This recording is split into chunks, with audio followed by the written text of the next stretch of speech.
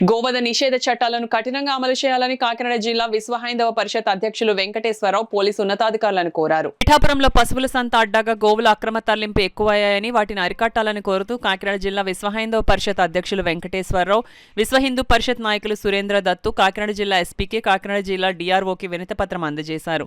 ఈ సందర్భంగా వెంకటేశ్వరరావు మీడియాతో మాట్లాడారు. భద్రత ఏర్పాటు చేయాలి, ఎక్కడ కూడా గోవధ జరగకూడదు, గోవధ నిషేధం అమల్లో ఉంది కాబట్టి గౌరవ డిప్యూటీ సీఎం పవన్ కళ్యాణ్ గారు కూడా ఇప్పటికే ఆదేశాలు ఇచ్చి ఉన్నారు. ఎక్కడ కూడా గోవధని జరగకూడదు, గోవులని కాపాడాలని చెప్పి ఇప్పటికే డిప్యూటీ సీఎం పవన్ కళ్యాణ్ గారు కూడా చెప్పడం జరిగింది. ఆయన యొక్క స్టేట్మెంట్ కి మేము ప్రత్యేకంగా ధన్యవాదాలు తెలియజేసుకుంటున్నాం. అలాగే యానిమల్ హస్బెండరీ డైరెక్టర్ గారు కూడా ఎక్కడా కూడా ఒంటెలు కానీ, ఆవులు కానీ, ఎద్దులు కానీ ఎట్టి పరిస్థితుల్లోనే వదిలించకూడదు, వాటిని ఎట్టి పరిస్థితుల్లో కూడా చంపకూడదని కూడా చెప్పి ఇప్పటికే ఆదేశాలు జారీ చేయడం జరిగింది. కాబట్టి ఎక్కడా కూడా గోవధ జరగకూడదు, ప్రత్యేకంగా పిఠాపురంలో ఎట్టి పరిస్థితుల్లోని గోవధ జరగకూడదని చెప్పి మేము అధికారులను ముఖ్యంగా కోరడం జరిగింది.